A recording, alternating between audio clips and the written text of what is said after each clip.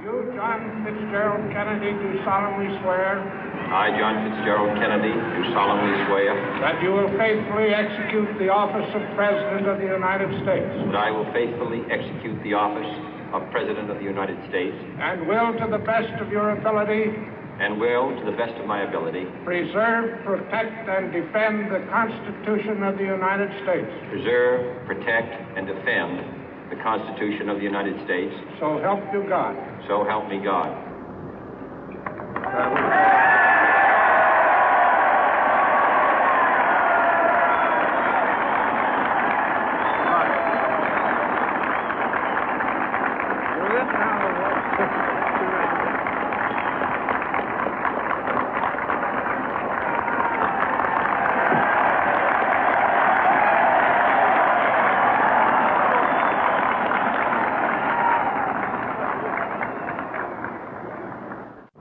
Vice President Johnson, Mr. Speaker, Mr. Chief Justice, President Eisenhower, Vice President Nixon, President Truman, Reverend clergy, fellow citizens.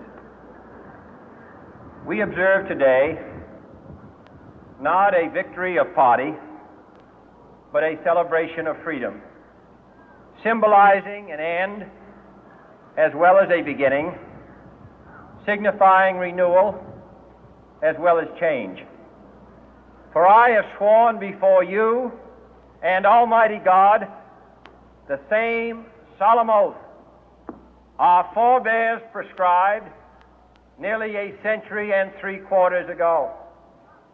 The world is very different now, for man holds in his mortal hands the power to abolish all forms of human poverty and all forms of human life.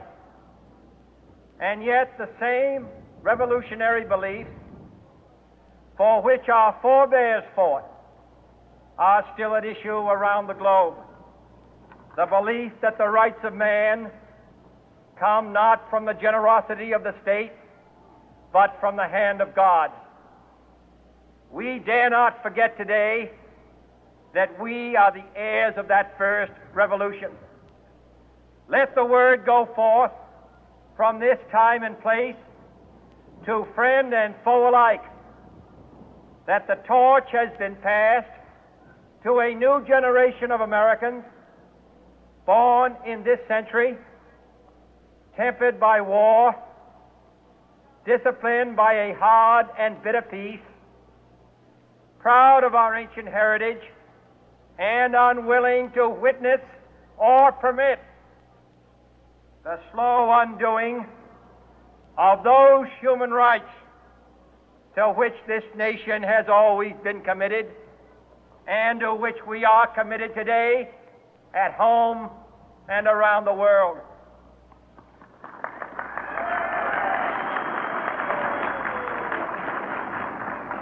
Let every nation know, whether it wishes us well or ill, that we shall pay any price, bear any burden, meet any hardship, support any friend, oppose any foe to assure the survival and the success of liberty.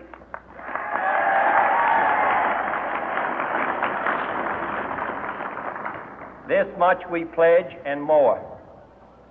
To those old allies whose cultural and spiritual origins we share, we pledge the loyalty of faithful friends. United, there is little we cannot do in a host of cooperative ventures.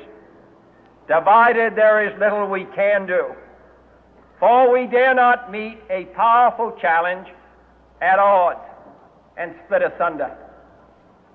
To those new states whom we welcome to the ranks of the free, we pledge our word that one form of colonial control shall not have passed away, merely to be replaced by a far more iron tyranny. We shall not always expect to find them supporting our view, but we shall always hope to find them strongly supporting their own freedom, and to remember that in the past, those who foolishly sought power by riding the back of the tiger ended up inside.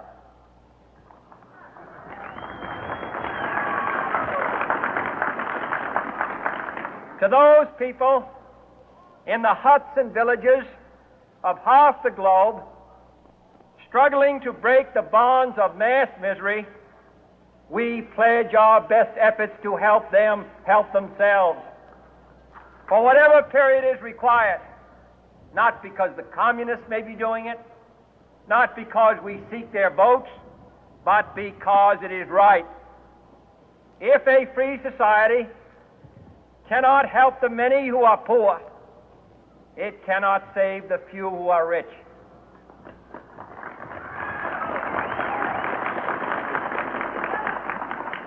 To our sister republics south of our border, we offer a special pledge to convert our good words into good deeds, in a new alliance for progress, to assist free men and free governments in casting off the chains of poverty.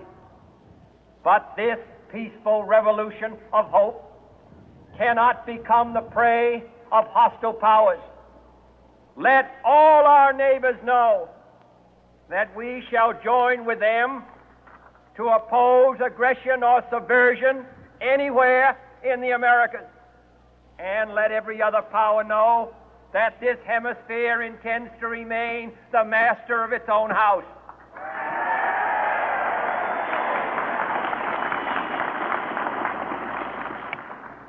To that World Assembly of Sovereign States, the United Nations, our last best hope, in an age where the instruments of war have far outpaced the instruments of peace, we renew our pledge of support to prevent it from becoming merely a forum for invective, to strengthen its shield of the new and the weak, and to enlarge the area in which its writ may run. Finally, to those nations who would make themselves our adversary, we offer not a pledge, but a request that both sides begin anew the quest for peace. Before the dark powers of destruction, unleashed by science, engulf all humanity in planned or accidental self-destruction, we dare not tempt them with weakness, for only when our arms are sufficient beyond doubt can we be certain beyond doubt that they will never be employed. But neither can two great and powerful groups of nations take comfort from our present course, both sides overburdened by the cost of modern weapons, both rightly alarmed by the steady spread of the deadly atom, yet both racing to alter that uncertain balance of terror that stays the hand of mankind's final war. So let us begin anew, remembering on both sides that civility is not a sign of weakness, and sincerity is always subject to proof. Let us never negotiate out of fear, but let us never fear to negotiate.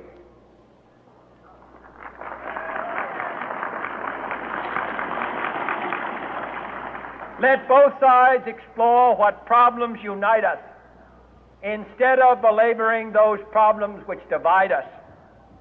Let both sides, for the first time, formulate serious and precise proposals for the inspection and control of arms, and bring the absolute power to destroy other nations under the absolute control of all nations.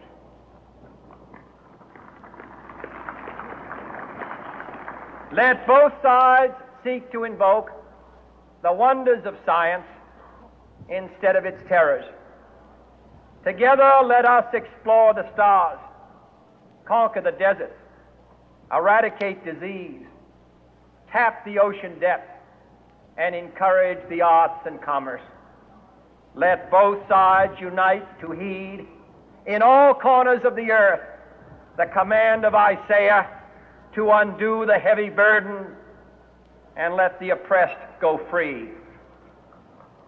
And if a beachhead of cooperation may push back the jungle of suspicion, let both sides join in creating a new endeavor, not a new balance of power, but a new world of law, where the strong are just and the weak secure and the peace preserved. All this will not be finished in the first 100 days, nor will it be finished in the first 1,000 days, nor in the life of this administration, nor even perhaps in our lifetime on this planet. But let us begin.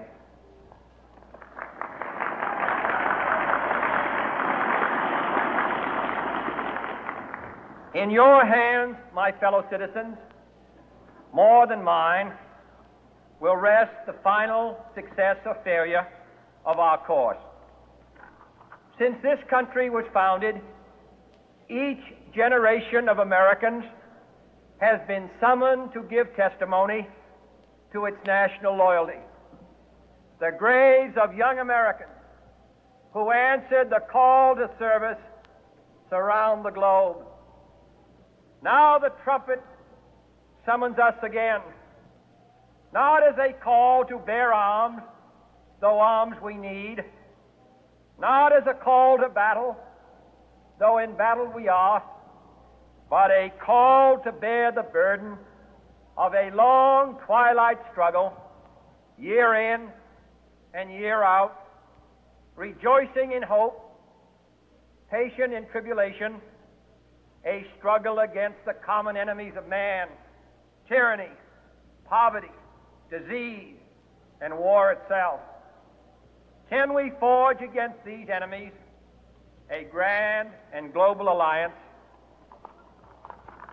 north and south, east and west, that can assure a more fruitful life for all mankind? Will you join in that historic effort?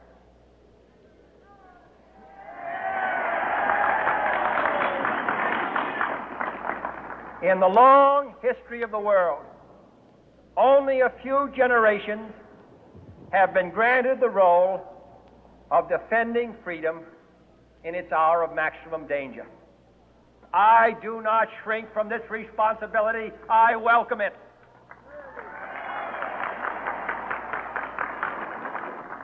I do not believe that any of us would exchange places with any other people or any other generation. The energy, the faith, the devotion which we bring to this endeavor will light our country and all who serve it. And the glow from that fire can truly light the world.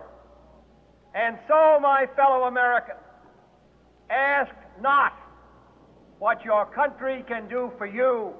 Ask what you can do for your country.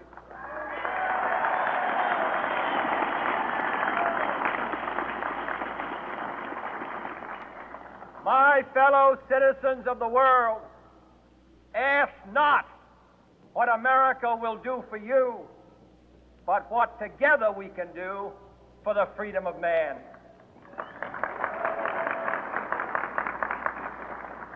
Finally, whether you are citizens of America or citizens of the world, ask of us here the same high standards of strength and sacrifice which we ask of you. With a good conscience, our only sure reward, with history the final judge of our deeds, let us go forth to lead the land we love, asking His blessing and His help, but knowing that here on earth, God's work must truly be our own.